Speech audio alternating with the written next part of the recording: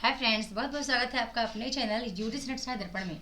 तो फ्रेंड्स, आज की जो क्लास है मैंने कहा है कि आपको बिना रटे, बिना लिखे और बिना बिना पहचाने ही, ठीक है, अलंकार की पहचान कर लेंगे। वो कैसे करेंगे चलिए मैं आपको बताती हूँ। बहुत सारी चीज़ें मैं शायद है कि आपको पीडीएफ पे ना पढ़ा पाऊँ। मैं कोशिश करूँगी कि आपको ऐसे ही आकर के बताने का प्रयास करूँ, ठीक है।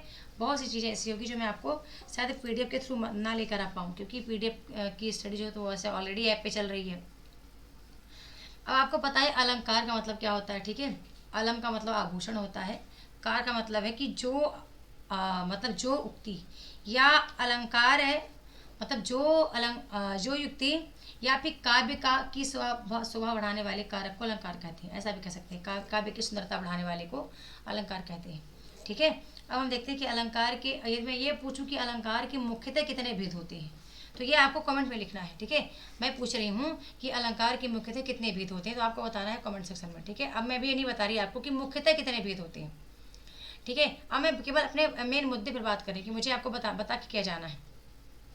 हम देखते हैं कि हम अलंकार के दो भेद की यहाँ पे चर्चा कर रहे हैं। एक तो शब्दालंकार है, दूसरा अर्थालंकार है, ठीक है। अब आपको पता है कि जो अर्थालंकार है उसके तीन प्रमुख भेद हैं जो कि बहुत महत्वपूर्ण है।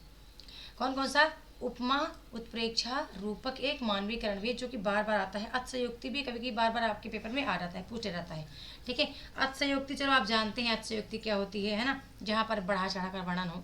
बाकी उपमा और रूपक, उत्प्रेक्षा को आपको बहुत अच्छे से तैयार करना पड़ेगा। आप एक काम करो, पेन कॉपी आप उठा के रखो, पेन कॉपी आप अपने पास रखो, ताकि मेरी बात को आपको समझ में आ जाए और आपको लिख लें, ठीक है। आप लिख सकते हैं कि जब पंक्ति में, लिख लीजिए कि जब पंक्ति में योजक चिन्ह आए, ठीक है। कोई पंक्ति आपको मिल गई, मान लो पेपर में आ गई और आपने देखा कि योजक चिन्ह जो डैश लगा होता है ना, योजक चिन्ह आए और साथ में क्या आए? सा, सी, से, सरिस आदि आए, आदि शब्द आए। सा, सी, से, सरिस आदि शब्द आए, तो वहां पर कौन सा होता है? उपमा अलंकार होता है। जैसे कि मुख चंद्रमा सा, अब चंद्रमा के आगे डैश लगेगा और उसके आगे सा आ गया, मुख चंद्रमा सा कोमल है, ठीक है। आप समझ गए। यदि डैश के पहले, सा के पहले डैश लगा है, समझ जाइएगा वो उपमा अलंकार है, ठीक है। आपने जब पंक्ति में योजक चिन्ह आए और साथ में योजक चिन्ह वो डैश लगा रहे और साथ में सा, सी से आए या सर से आए, तो वहाँ पे उपमा अलंकार होता है। जैसे कर कमल सा कोमल है, ठीक है। मुख चंद्रमा सा सुंदर है, कर कमल सा, देखो कमल के आगे डैश लगा, वो डैश लगा, ठीक है, और सा कमल सा सुंदर है या कमल सा कोमल है, ठीक है। अब आप देखेंगे कि जब हम रूपक की बात करेंगे, बहुत ही बिल्कुल बिना कुछ सीखे आप इसको सीख जाएंगे। बस आपको परिभाषा याद करने की आवश्यकता ही नहीं है, बस इसको सीख जाएगी।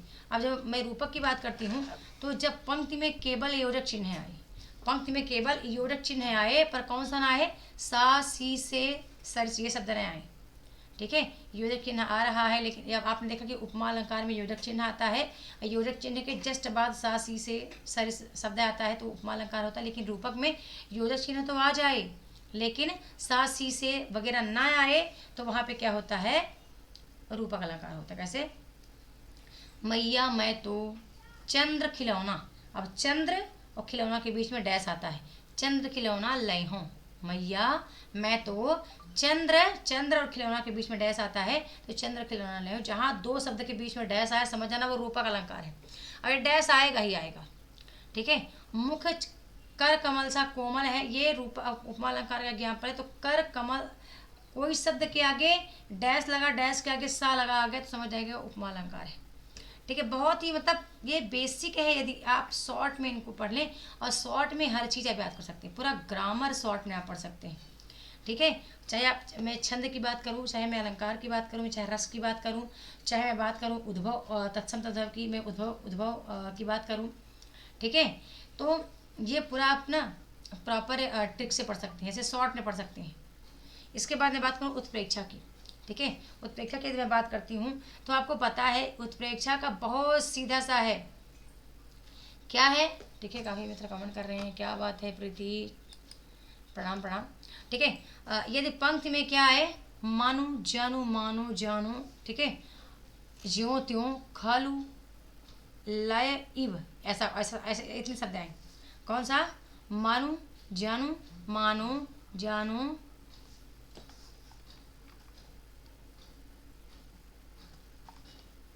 ठीक है। मानो जानू, मानो जानो, ज्यों त्यों खालू इव, ये शब्द आ जाए तो वहाँ पे क्या होता है? उत्प्रेक्षा अलंकार होता है। जैसे कि आपने पढ़ा होगा, ठीक है। उत्प्रेक्षा अलंकार के बहुत से आपने एग्जाम्पल से देखे होंगे, जहाँ पे आप देखेंगे कि ये शब्द आपको ज्यों त्यों, मानो जानो, मानो जानो, ये आपको मिल ही जाएगा, ठीक है। अब यहीं पे एक अतिशयोक्त का तो आपको पता है बढ़ा चढ़ा कर जहाँ पे वर्णन आ जाए अतिशयोक्त अलंकार है। जहाँ पे मानवीकरण अलंकार कब होता है ये भी आपको ध्यान रखना है। मानवीकरण अलंकार कब होता है? ध्यान रखना, जब प्रकृति के माध्यम से किसी मनुष्य के भाव प्रकट होकर आए, ठीक है। मानवीकरण अलंकार तब होता है जब, जैसे कि प्राकृतिक चीज़ों में हम देखते हैं मनुष्य की भावनाओं का वर्णन होने का आभास हो जाए। जैसे कि फूल हंसे कलियां मुस्कुराई, फूल हंसे कलियां मुस्कुराई, तो क्या फूल हंसता है? क्या कलियां मुस्कुराती है? नहीं ना। लेकिन यहाँ पे मनुष्य के भाव हम ढूंढ रहे हैं, तो वहाँ पे हमारा क्या हो जाएगा? हमारा हो जाएगा पूरा मानवीकरण अलंकार। ये आपने अर्था अलंकार के प्रकार देखिए। यदि मैं बात करूँ कि शब्दालंकार के कौन कौन से प्रकार हैं जो आपके लिए बहुत इंपॉर्टेंट है और बार बार आपके पेपर में आते हैं, एक तो हो गया यमक अलंकार, अनुप्रास, यमक और श्लेष, वक्रोक्ति, ये बहुत आता है आपके पेपर में, ठीक है। इसके बाद के अलंकार जो भी है बता ही दूंगी मैं। यदि बात करूँ अनुप्रास की, तो आपको पता है कि जहाँ पर वर्णों की बार बार आवृत्ति हो, यानी कोई वर्ण बार बार आ जाए, शब्द नहीं, बार बार वर्ण आए, ठीक है। कई वर्णों को मिला के एक शब्द बनता है, कई शब्दों को मिला के एक वाक्य बनता है, ये आप जानते हैं। तो वर्ण आए बार बार, जैसे कि चारु चंद्र की चंचल किरणें, ठीक है। अब च छ छ छ बार बार आ रहा है, छ जो वर्ण है ना वो बार बार आ रहा है, चा चारु चंद्र की चंचल, अब छ 3 बार रिपीट हो गया, ठीक है। मधुर मधुर मुस्कान मनोहर मनुज वेश कर उजियाला, अब देखिए मधुर मधुर माँ बार बार में आ रहा है, ठीक है। मनोहर में माँ आ गया, ठीक है। अब मनुज में माँ आ गया, तो यहाँ पे वर्ण की बार बार आवृत्ति हो रही, तो वहाँ पे हो जाएगा हमारा अनुप्रास अलंकार।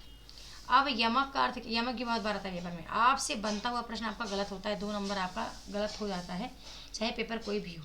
क्या होगा? एक ही शब्द से, ठीक है, एक ही शब्द किसे मतलब एक ही शब्द अधिक बार आए, ऐसा समझ लो। वहाँ पे एक वर्ण अधिक बार बार आए तो वहाँ अनुप्रास अलंकार होता है।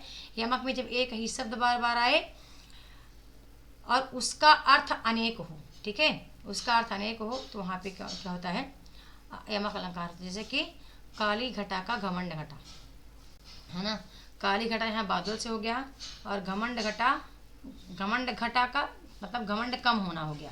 तो एक घटा का अर्थ बादल हो गया, दूसरा घटा का अर्थ कम होना हो गया, घट गया, मतलब काली घटा का घमंड घटा, ये हो गया यमक अलंकार, ठीक है। और जैसे कनक कनक ते सगुनी मादकता आदि का है, ठीक है, ये भी इसी का उदाहरण है। इसके कई उदाहरण हैं। ऊंचे घोर मंदिर के अंदर रहने वाली है, ऊंचे घोर मंदिर के अंदर रहती है। श्लेष अलंकार, श्लेष का अर्थ होता है एक के साथ एक और अर्थ चिपका हो, जैसे कि मतलब एक ही शब्द के कई अर्थ होते हैं, वहाँ पे श्लेष अलंकार। जैसे कि पानी पानी कई बार आएगा ना, वही रहीमन पानी राखिए बिन पानी सब सुन, पानी गए ना उबरे मोती मानस चून। तो अब पानी पानी कई बार आया, एक ही शब्द, पानी एक ही शब्द है, लेकिन वो कई बार आ रहा है, तो कई बार उसका अर्थ बदल रहा है, ठीक है। तो वहाँ पे हो जाएगा हमारा कौन सा? श्लेष अलंकार हो जाएगा। अब इसके बाद वक्रोक्ति का अर्थ आप समझते हैं, ठीक है, जहाँ कुछ कहा और जाए और समझ में कुछ और आए, है ना। वक्रोक्ति का अर्थ मतलब टेढ़ा मेढ़ा, बोल कुछ और रहे, कोई समझ कुछ और रहा है, वक्रोक्ति अलंकार होता है। और भी ये श्लेष के 2 भेद होते हैं, श्लेष अलंकार के 2 भेद होते हैं, ठीक है। आप मुझे बता सकते हैं क्या कौन कौन से हैं?